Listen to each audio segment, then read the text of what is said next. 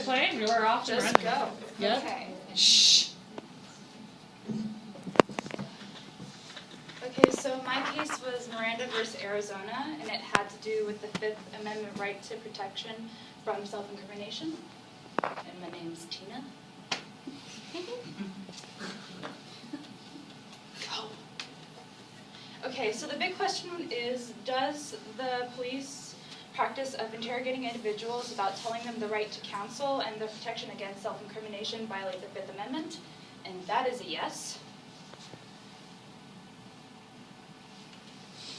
Background, it began in 1963 in Phoenix, Arizona, when the man Ernesto Miranda was arrested and charged with rape, kidnapping, and robbery. And that's him right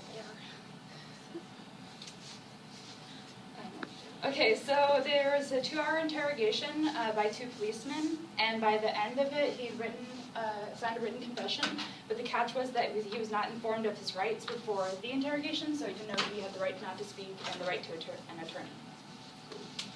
He went to trial and was convicted of rape and kidnapping and was sentenced to 20 to 30 years, but his court-appointed lawyer, Alvin Moore, objected, but he was overruled.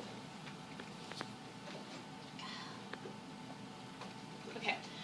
Moore appealed to the Arizona Supreme Court, saying that the confession was unconstitutionally obtained, but the court upheld the original ruling and said that no rights were violated. So in 1966, Miranda appealed to the U.S. Supreme Court, and it was argued from February 28th to March 1st, and then it was decided June 13th. It was Miranda versus Arizona.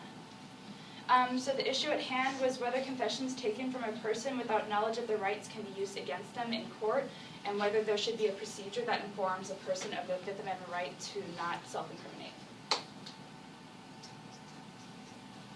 Okay, so the Chief Justice was Earl Warren, and the ruling was a 5-4 decision that Miranda's confession could not be used by the prosecution because he was not informed of his rights. And that's Earl Warren right there.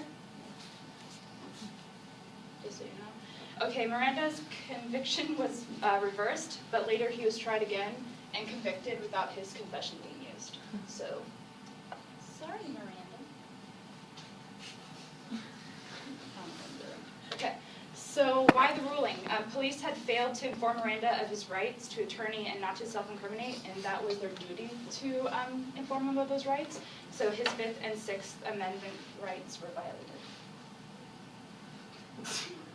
Bless you. Why it's important? It reduced the possibility of government abuse because the police were using violence to get confessions, which would lead to false confessions.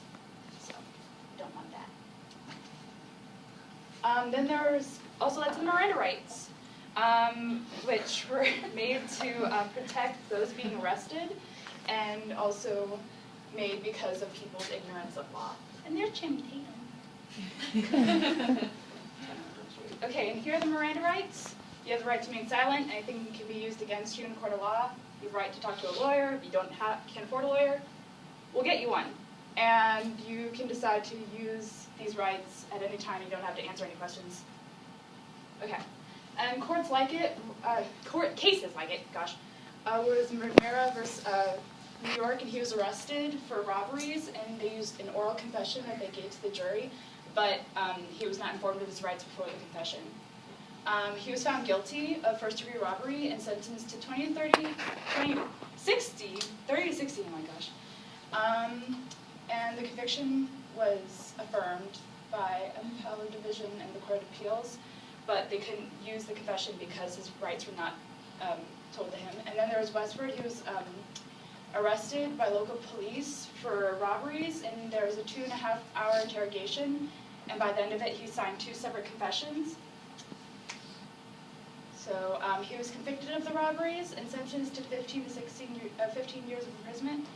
And the conviction was affirmed by the Court of Appeals, but he was not informed of his rights beforehand, so they could not use the confession against him in the court later on. And affects today, Miranda helps people to have their rights violated when going through the justice system, and it's less likely for police to excited. job, Tina.